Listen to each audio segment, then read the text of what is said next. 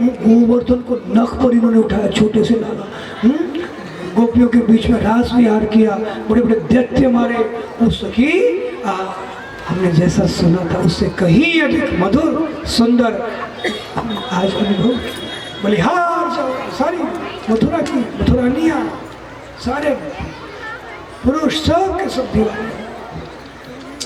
आगे एक धोबी मिला, भगवान के रामावतार का वो धोबी है।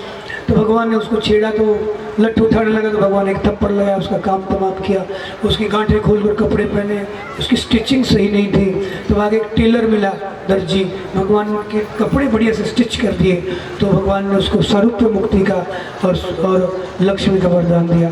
आगे एक माली मिला, भगवान को फूलों से सजाया, उसको भी यही वरदान दिया भगवान ने। और आगे चल करके कुब्जा आ गई कंस को चंदन लेने के लिए, जो 3 जगह से टेढ़ी थी।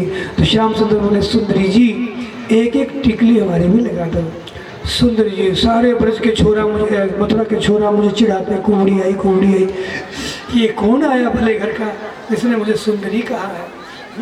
वाणी में महाराज भगवान मिल जाए और वाणी से घाव भी आ जाए, भरे नहीं करे। तो जब उधर देखा तो जितनी मधुर वाणी उससे कहीं सुंदर तो उसका रूप है।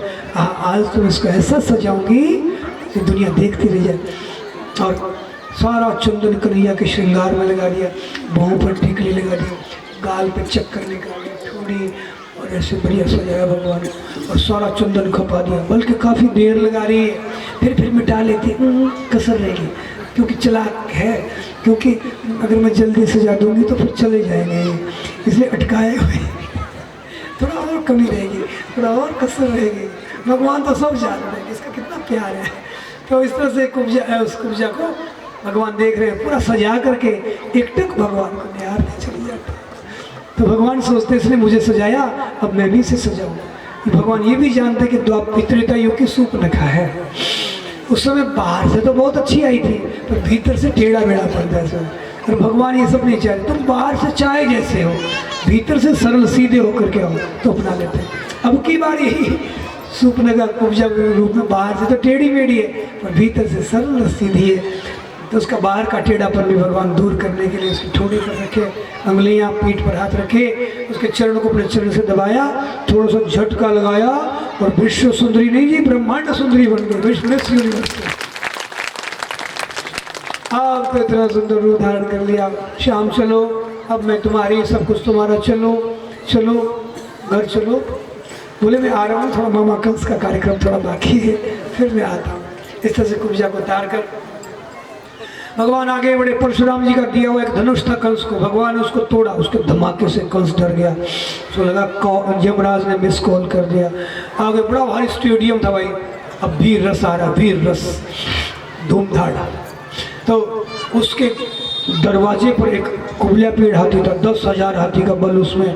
तो उसको मदिरा पिलाई हुई थी, भगवान को मारने के लिए रखा हुआ था। तो भगवान ने एक बार चेतावनी दी, जब नहीं सुना तो भगवान ने राधे राधे का स्मरण करते हुए और उस हाथी की सूंड पकड़कर घुमाया घुमाया और पछाड़ा, अधमरा हो गया।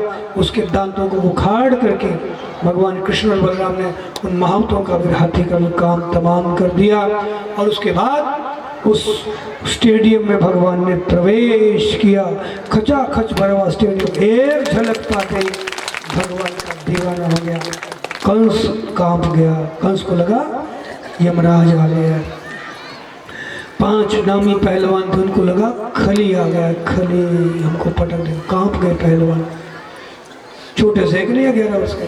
तब जितनी नवांगनाएं बैठी है वो ये सब देखती है, हमारे तो प्राण प्यारे आ गए, इतना प्यारा कि मधुर रस से भर गई। और श्याम सुंदर की ये मधुर झांकी को नैनों के द्वार से ये नारियां हृदय में ले जाकर आंख बंद करके भीतर ही भीतर भगवान का मनी मन आलिंगन करते हैं, मतलब श्रृंगार रस से भर जाती है।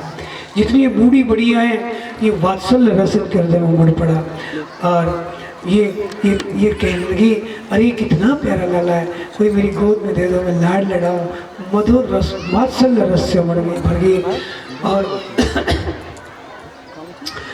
जितने ये भक्तजन हैं वे देखते हैं हमारे भगवान आए हैं। और